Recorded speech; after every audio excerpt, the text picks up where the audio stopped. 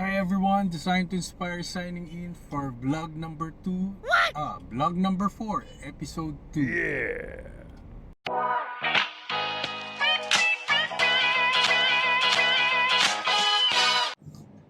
On the way tayo ngayon mga ka-D2I sa ating project site sa The Address.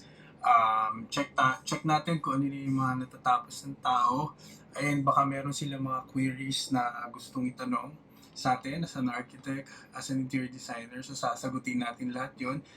Ikutin natin, samahan niyo ako to give you updates kung ano na nangyayari sa current project natin.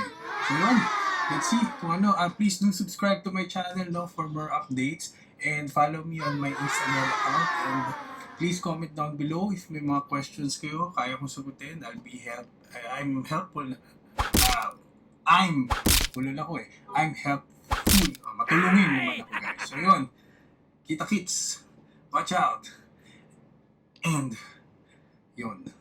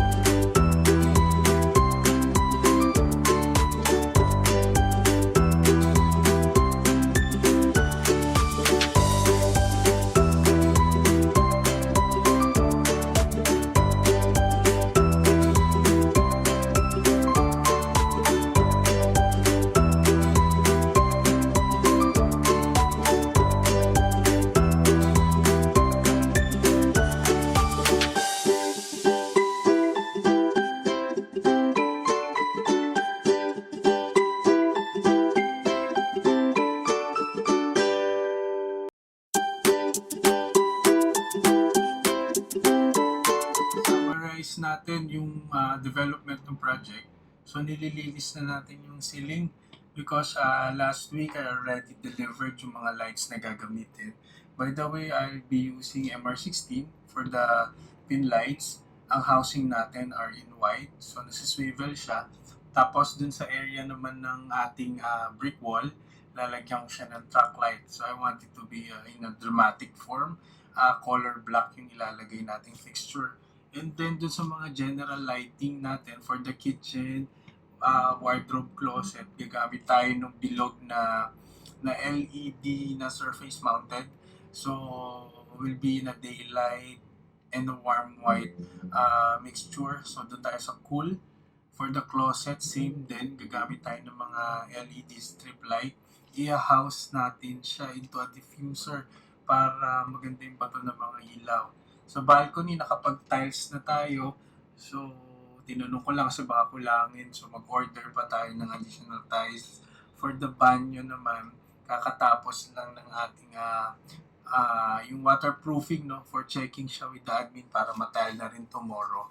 So yun, basically yun yung mga naganap for this past few days. So balikan natin siya soon. So magkakaroon yun ng development. Also, mga kadito, I will be doing isa pang series. Tatawagin natin tong Pantone series.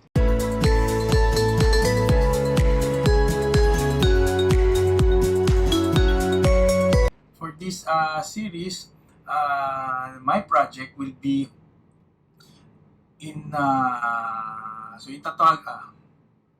so itong Pantone series na to, mga kadito, ay gagamit tayo ng specific color. So yun yung pinaka main color natin. Actually, ginawa ko to in my vlog number 6. Will be posted soon after nito. Tatawagin ko siyang bluer than blue kasi most of the materials and most of the shades na ginamit is in the shades of blue. So, tingnan natin kung ano yung kalalabasan. Actually, maganda naman. Wow! Tapos ko na siya eh. So, ako, nagandahan ako. So, my client, nagandahan din. Guys, kung okay sa inyo, I hope this will also inspire you to do some interiors na mainly one color. Pero iba't ibang shades. Yan. So, also, napansin ko, most of the comments, yung iba ng videos natin na habaan sila. So, ang mangyayari ngayon, for every project ko, magpo-post ako ng dalawang sets ng videos. So, number 1 is yung mga around 3 to 5 minutes lang. Ipapakita doon yung before ng project at saka yung after ng project. So, yun.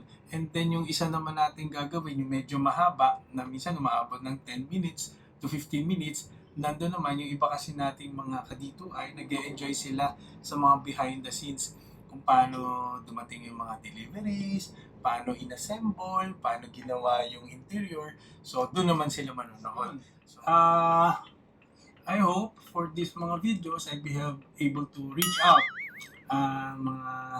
mga kadito ay natin dyan na nagdi-DIY, do-it-yourself ng kanilang mga interior. I hope na nakakuha kayo ng inspiration, nakakuha kayo ng tips, pwede nyo siyang gayahin, kopyahin, kayo bahala. Lagi ko pinapaalala, ang design naman is very, subjective or objective? I think it's objective. So, I don't know. Yun, kanya-kanya tayo ng preferences. As long as happy ka sa kinalalabasan ng ginagawa mo, doesn't matter kung pangit sa iba pero sa'yo maganda.